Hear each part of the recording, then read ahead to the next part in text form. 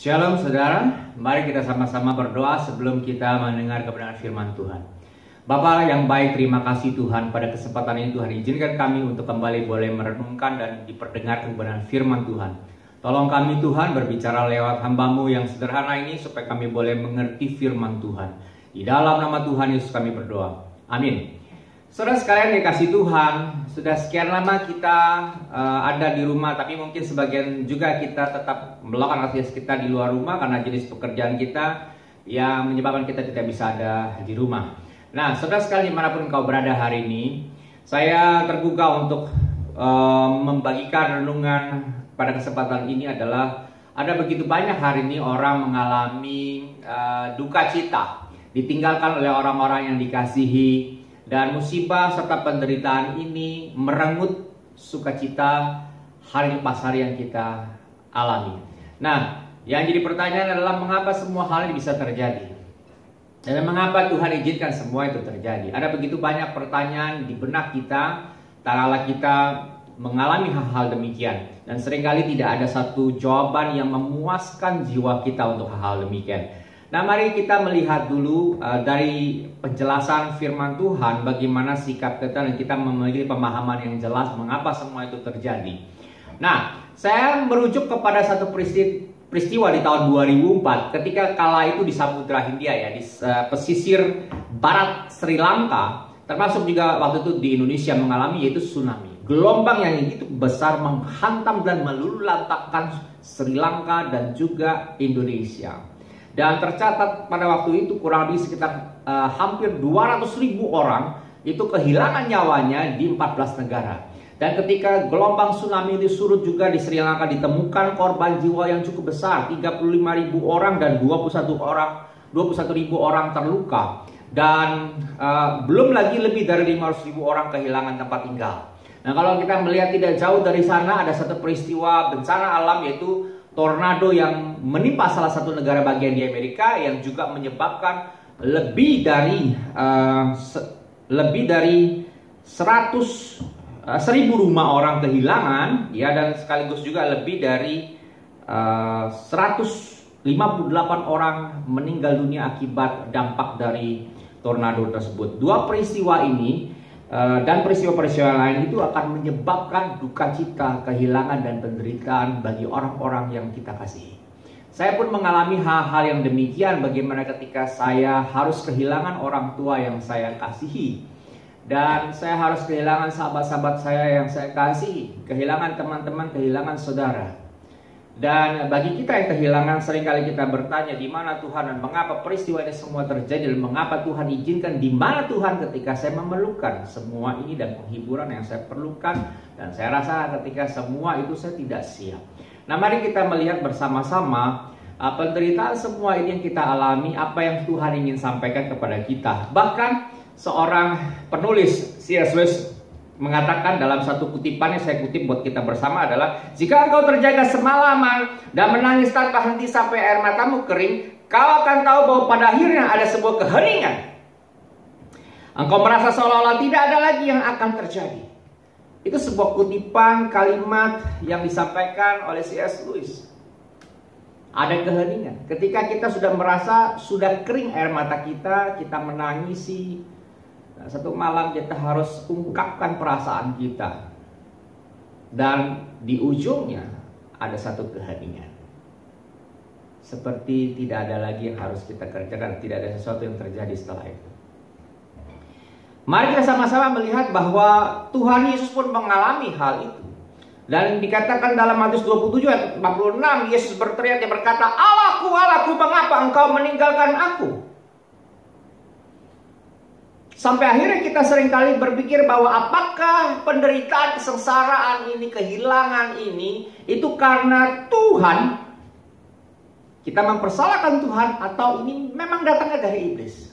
Mari kita sama-sama memahami bagaimana firman Tuhan ingin sampaikan buat kita. Kita ingat dulu peristiwa pertama-tama ketika Tuhan menciptakan Adam dan Hawa. Dan ketika itu rupa iblis adalah bentuknya ular yang ketika dia berbicara kepada Hawa dan dia menawarkan sesuatu yang di luar jangkauan pikiran seorang Hawa. Dia menawarkan sesuatu yang manusia pada waktu manusia pertama adalah tidak memperkirakan. Dan ketika ditawarkan kalau engkau bisa seperti Allah, punya pengetahuan yang baik dan yang jahat, itu luar biasa. Dan kalau dilihat buahnya oleh Hawa, bukankah itu buah sebetulnya cukup menarik? Apa salahnya kalau aku cicipi? Tetapi sama-sama kita bisa melihat bahwa pada akhir kesimpulannya adalah semua tindakan pada waktu itu manusia. Kenapa membedakan kita dengan makhluk yang lain? Karena kita diberikan free will, kebebasan, kehendak bebas. Dan ketika Hawa mengambil satu keputusan, dan kita sama-sama tahu hari ini keputusan itu adalah salah dan berakibat adalah maut, itu dosa. Dan segala sesuatu tindakan itu mengandung konsekuensi. Mari kita lihat dulu penjabaran sesuai dengan firman Tuhan. Jadi setiap pilihan yang kita ambil hari ini itu mengandung konsekuensi atau memberikan dampak buat kita yang hidup. Dan kita akan menjawab, kita melihat dulu konsekuensi itu apa saja yang terjadi. Yang pertama kita bisa melihat konsekuensi langsung. Ya, seperti contoh di awal adalah waktu Tuhan Allah berkata kalau pada hari yang kau makan engkau mati. Itu jelas konsekuensi langsung yang diterima oleh Adam dan Hawa. Yang kedua kita bisa melihat itu penderitaan oleh karena orang lain. Ada nggak contoh di firman Tuhan? Sangat jelas. Yang pertama adalah contohnya dari peristiwa Esther, di mana ketika Haman diangkat, dilulukan sebagai pejabat negara, dinaikkan posisi pangkatnya, dan ketika semua orang harus tunduk menyembah kepada Haman, Mordekai tidak melakukan hal itu. Dan ketika dia tidak melakukan, menimbulkan dosa, the hidden sin, sehingga Haman merancangkan untuk genocide, membunuh seluruh umat Israel. Itu kesalahan Haman, tapi dampaknya untuk seluruh bangsa. Karena itu Esther berdoa, berpuasa. Lalu peristiwa yang lain kita bisa melihat bagaimana kecemburuan seorang Kain terhadap Habel akan persembahan yang diterima oleh Tuhan Allah. Lalu akhirnya Kain membunuh Habel. Itu peristiwa yang kedua. Yang ketiga kita melihat penderitaan karena dosa. Ini kita bisa melihat contoh yang sangat fenomenal adalah kota Sodom dan Gomora. Karena kejahatan yang begitu jahat di mata Allah, maka Allah merencanakan untuk memusnahkan kota Sodom dan Gomora. Dan ketika peristiwa itulah Lot dan istrinya bisa lolos dari hukum itu. Tapi sangat disayangkan ketika istri Lot menengok ke belakang, maka dia menjadi tiang garam.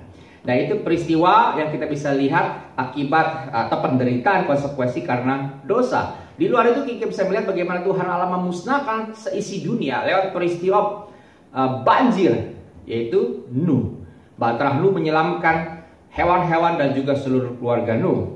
Yang berikutnya adalah menderita, itu yang tidak secara langsung dialami atau penderitaan yang tertunda. Contohnya adalah yang paling bagus adalah Yusuf. Ketika Yusuf akan dibunuh oleh saudara-saudaranya, pada akhirnya tidak dibunuh, dilempar dalam sumur, lalu dijual. Dan ketika dijual, pada kita sama-sama melihat bahwa kisah penderitaan karena masa kelaparan. Akhirnya saudara-saudaranya pergi menghadap Yusuf, dan kita bisa mengetahui bagaimana menderitanya saudara-saudara Yusuf karena mereka merasakan kesalahan, ada rasa bersalah dan juga ada ketakutan ketika mereka pada akhirnya menyadari pembesar, pejabat yang mereka hadapi ternyata adalah saudara mereka sendiri, yang tidak lain tidak bukan adalah Yusuf. Nah itu adalah contoh dari konsekuensi yang terjadi akibat pilihan. Dan semua itu gambaran nyata bahwa semua penderitaan itu akan kita alami. Nah saudara sekalian dikasih Tuhan, bahwa saya akan bacakan satu kebenaran firman Tuhan dari kitab Yesaya Perjanjian Lama. Itu sangat jelas ditulis juga, Yesaya 53 ayat 3 dan 7. Nah, mengingat waktu saudara bisa membaca di rumah saja. Yesaya 53 ayat 3 sampai 7 yang menyatakan bahwa Yesus Kristus Tuhan kita itu sudah dinubuatkan oleh Nabi Yesaya. Dia akan menderita aniaya, dia mengalami kesukaran, dia mengalami penderitaan yang luar biasa. Dia harus tanggung dosa engkau dan saya di atas kayu salib. Dan itu sudah dibuatkan, dan Yesus menggenapi semua itu. Bahkan di dalam firman Tuhan bagian yang lain, Tuhan menyatakan buat kita demikian, bahwa penderitaan yang kita lalui hari ini, ketika kala musibah itu datang menerpa hidup kita, dia ada bersama kita. Dia menyatakan dia peduli dan dia mengalami itu. Dia ada untuk engkau dan saya.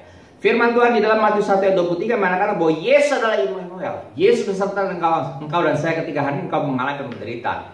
Yang bagian lain Yesus berkata juga dalam Ibrani 4 ayat 15 bahwa Yesus merasakan penderitaan kita. Nah, ini saya bacakan supaya kita punya gambaran bagaimana Tuhan Allah kita itu mengerti dan dia peduli dan dia pun mengalami. Ibrani 4 ayatnya yang ke-15 demikian firman Tuhan.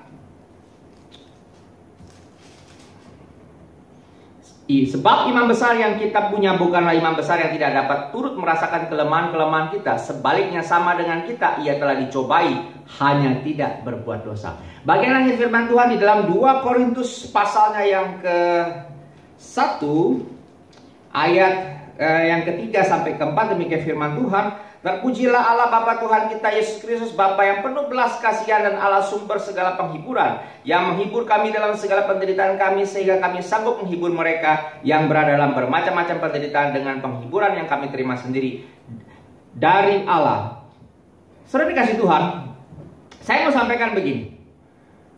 Pernah makan gado-gado udah? Enak ya? Kalau saudara sekalian mengikuti renungan singkat saya setiap hari, juga ada bagian sesi secangkir jiwa, secangkir kopi bagi jiwa, lalu ada pemahaman Alkitab, maka seringkali saya menyisipkan beberapa contoh kisah dan penggalan-penggalan firman Tuhan yang kita bisa dalami ketika saya mengupas lebih dalam. Dan salah satu yang saya mau katakan begini, hari ini kalau kita mempertanyakan kala musibah datang menerpa hidup kita dan segala macam jenis pertanyaan yang kita tidak punya jawaban, saya mau sampaikan begini, gado-gado itu terdiri dari berbagai variasi. Sayur-sayurnya komplit, ya, mulai dari kangkung, bayam, dan lain sebagainya. Tapi yang menarik ya bukan hanya itu saja. Dia juga ada penggalan tahu, ada penggalan kentang, ada penggalan tempe. Lalu bukan hanya itu saja. Gado-gado itu juga ada telurnya. Ya, sebagian juga memakai bukan hanya kacang untuk bumbunya, tapi menggunakan bukan kacang tanah, tapi kacang mede. Dan ada beberapa orang suka dengan rasa pedas ditambahkan cabai. Ya, sehingga mix semua ini memberikan rasa yang nikmat. Karena diulek dengan hati, maka dia memberikan rasa, yaitu konsekuensi kita makan gado-gado itu sehat. Karena sayur-sayuran. Dia mengandung protein di dalamnya. Karena ada tahu, tempe, serta ada telur. Ya, kemudian dia juga mengandung vitamin B kompleks. Karena sayur-sayur lengkap di sana. Ini menyehatkan. Dan ada cita rasa yang luar biasa. Kenapa? Di dalamnya ada garam, ada jeruk diperas, begitu ya. Sehingga rasanya itu nikmat antara pedas, asin, manis, lalu kemudian tambah nikmat. Nah, ujung-ujungnya ketika kita konsumsi gado-gado ini bukan hanya memuaskan lidah kita, memberikan rasa kenyang, tapi konsekuensinya kita hidup sehat. Yang saya mau sampaikan begini, hari ini ketika kita berkata, saya kerja capek, nggak ada liburnya. Anak sekolah berkata pengen libur, pengen jalan-jalan, pengen di rumah, pengen main PlayStation dan sebagainya.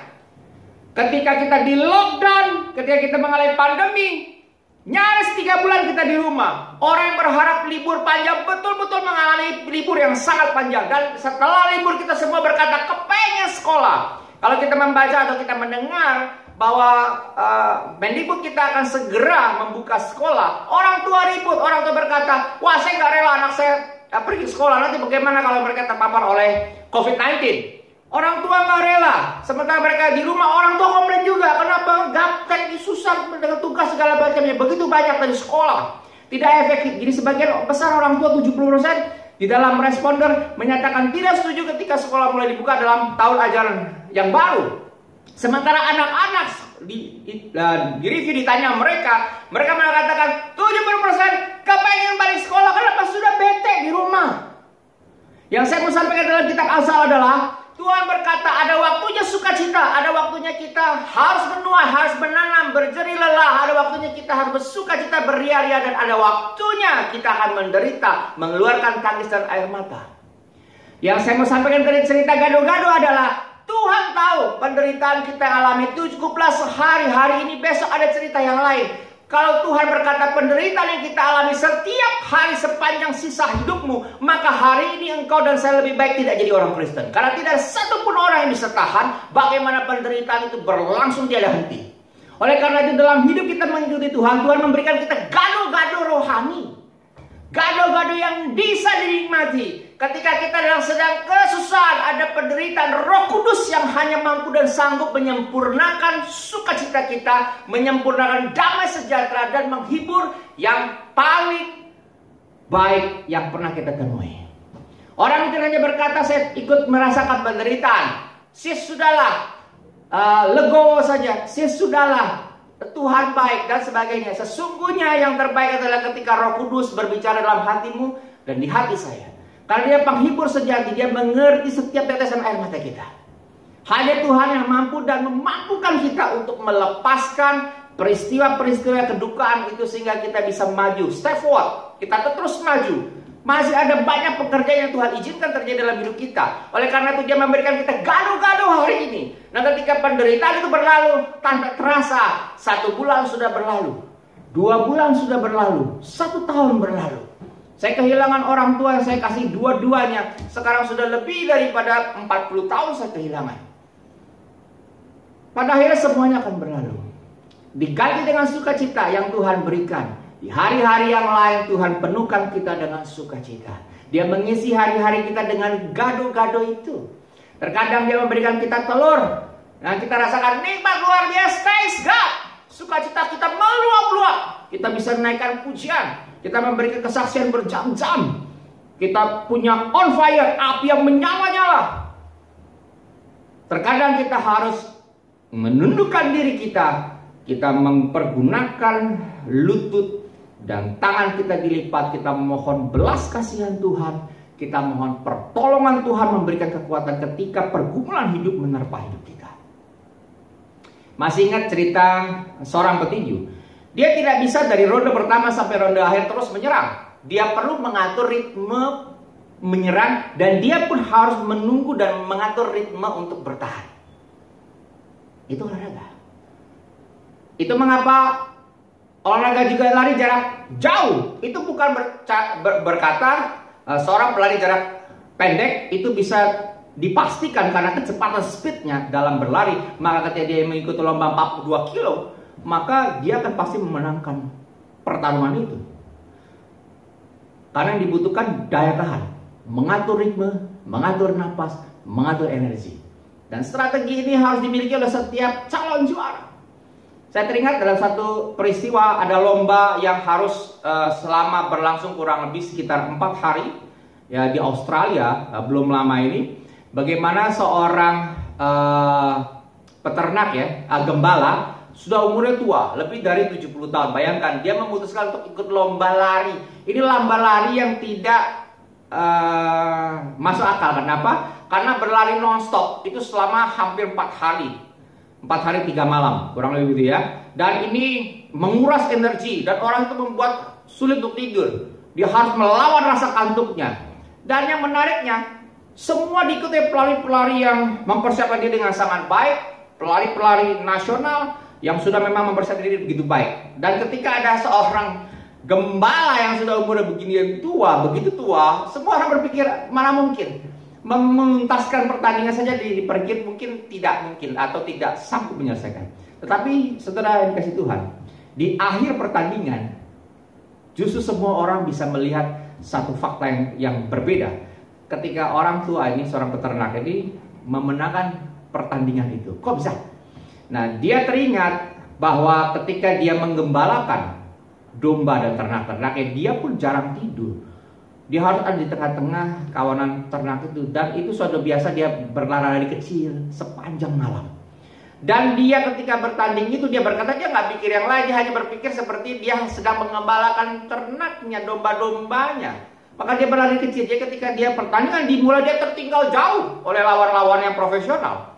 Tetapi yang membedakan adalah ketika pelari kelelahan dan harus beristirahat, dia tetap jalan, tetap lari. Dan sampai akhirnya sampai finish, sang gembala ini memenangkan pertandingan. Dan dia juga terkaget-kaget. Ternyata setelah dia menang, dia ada hadiahnya juga.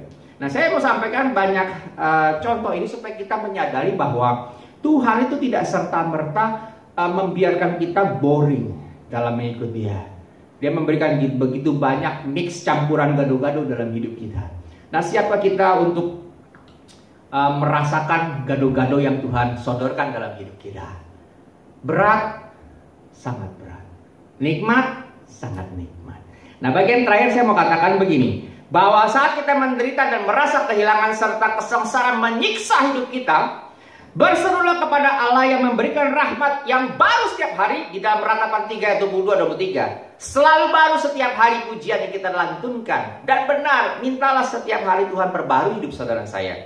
Yang berikutnya, itulah kerinduan kita paling dalam ketika setiap hari kita memohon pertolongan Tuhan dan penghiburan yang dari Tuhan. Dia selalu memberikan, gak pernah yang basi. Dia selalu berikan yang baru. Dan bagian lain orang suka bertanya, dan saya ingin menjawab, kapan penderitaan saya bisa berakhir, Pak Pendeta? Kapan ya, saudaraku, saya bisa mengalami dan terbebas dari penderitaan yang menyiksa jiwa yang begitu luar biasa? Saya nggak siap harus kehilangan anak saya. Saya tidak siap harus kehilangan pekerjaan saya. Saya tidak siap untuk kondisi yang demikian. Saudara, saya ingin menjawab demikian. Saya bacakan di dalam firman Tuhan Wahyu 21 ini yang menjawab untuk kita sekalian hari ini. Inilah satu sumber pengharapan bagi kita. Wahyu 21 ayatnya yang ketiga sampai ayat yang ketujuh, firman Tuhan. Lalu aku mendengar suara yang nyaring dari tahta itu berkata, lihatlah kemah Allah ada di tengah-tengah manusia, dan ia akan berdiam bersama-sama dengan mereka. Mereka akan menjadi umatnya, dan ia akan menjadi Allah mereka. Dan ia akan menghapus segala air mata dari mata mereka, dan maut tidak akan ada lagi perkabungan atau ratap tangis atau duka cita, sebab segala sesuatu yang lama itu telah berlalu. Ia yang duduk di atas tahta itu berkata, lihatlah aku menjadikan segala sesuatu baru. Dan firman-Nya, tuliskanlah, karena segala perkataan ini adalah tepat dan benar. Firman-Nya lagi kepadaku, semuanya telah terjadi. Aku adalah Alfa dan Omega, yang awal dan yang akhir. Orang yang haus akan kuberi minum dengan cuma-cuma dari mata air kehidupan. Barang siapa menang, ia akan memperoleh semuanya ini. Dan aku akan menjadi Allahnya, dan ia akan menjadi Allahku. Satu janji, satu pengharapan yang pasti. Bandingkan penderitaan kita yang hanya katakanlah 70 tahun. Saya yakin kita tidak akan mengalami penderitaan lebih daripada 70 tahun. Karena usia kita pun tercatat dalam firman Tuhan 70 tahun itu luar biasa. Dan kalau kita tahan 80, 90, 100 tahun bonus.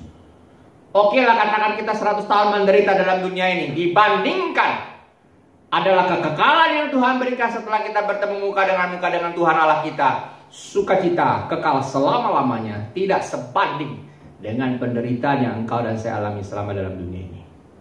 Ini yang memberi jawaban buat kita, bagaimana kita menghadapi pergumulan penderitaan hari ini yang kita rasakan tiada akhir. Penghiburan itu Tuhan berikan.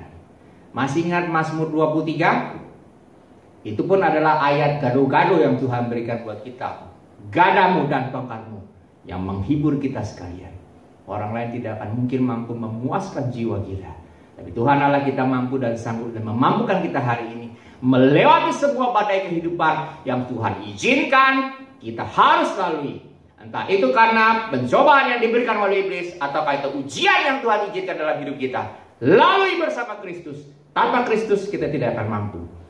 Tuhan Yesus memberkati. Mari kita berdoa. Bapa dalam surga, terima kasih Tuhan untuk setiap peristiwa dalam hidup kami yang Tuhan izinkan terjadi. Tuhan tolong kami dan mampukan kami, Roh Kudus topang kami, supaya kami diberi kekuatan, diberi penghiburan. Terima kasih Tuhan untuk semuanya. Di dalam nama Tuhan Yesus kami berdoa. Amin.